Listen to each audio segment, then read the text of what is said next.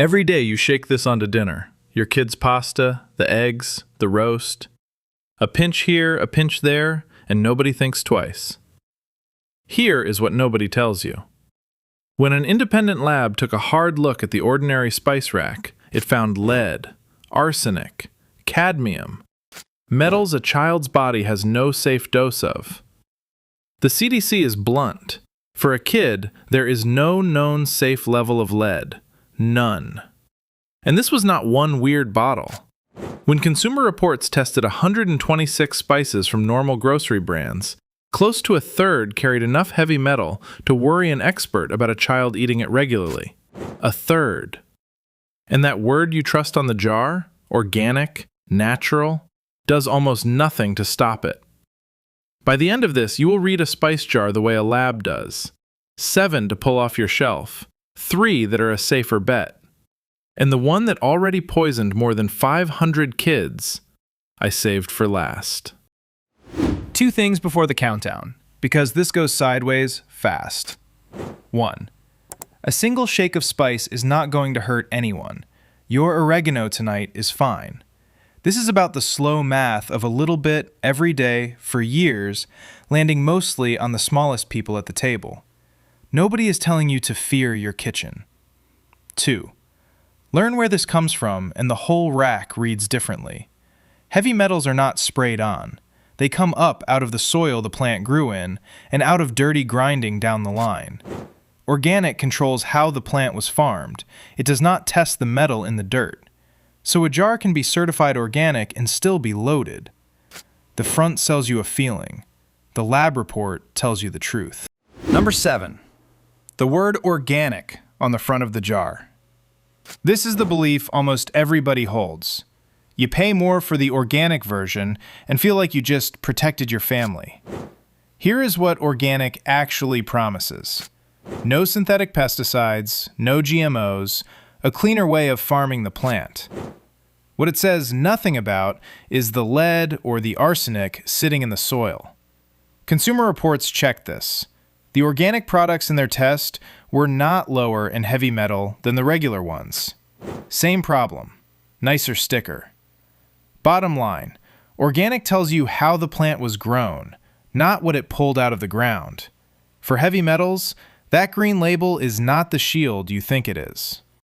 Number 6. Dried oregano. Reach for the leafy green herbs and the numbers get ugly. In the Consumer Reports testing, nearly every oregano, across brand after brand, came back high enough in heavy metal to raise a flag.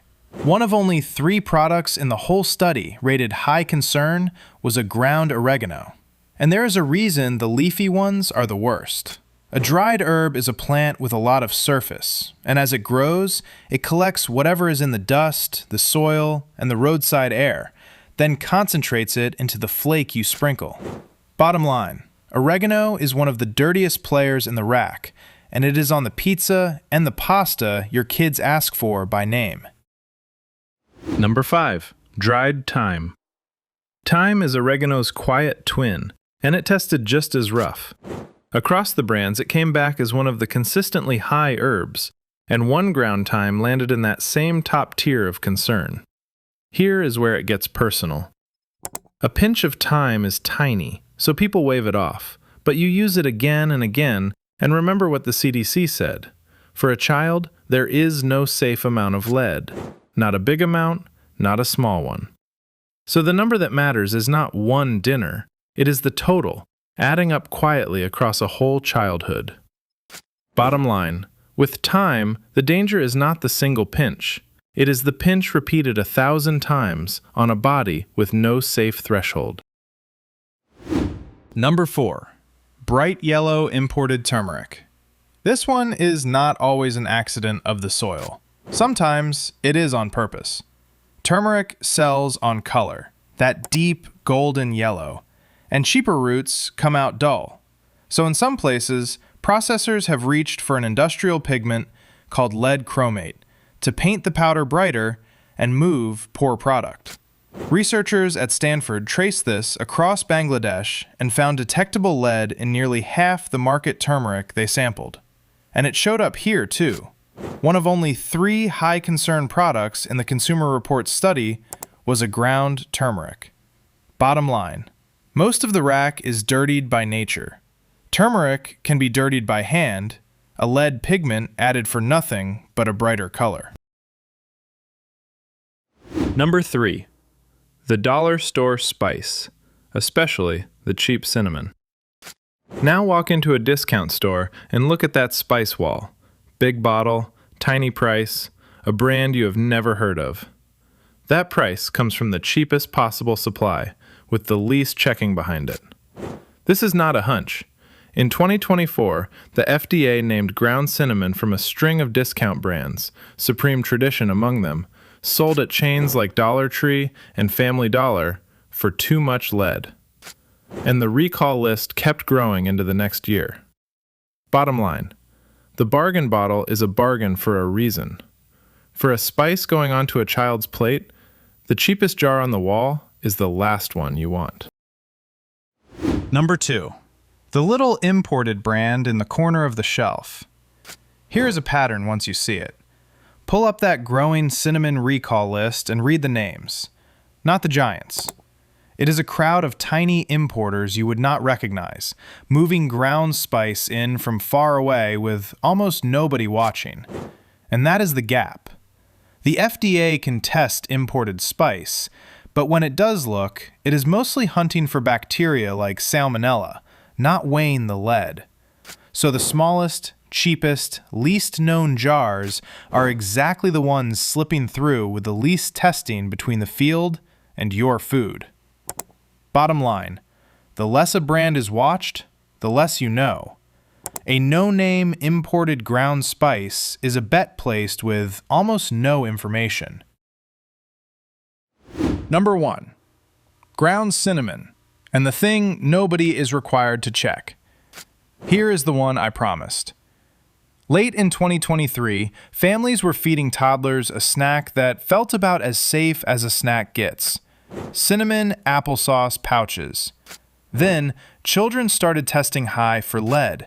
By the time the CDC closed the count, 566 people across 44 states had been poisoned, and more than half were kids under 2 years old.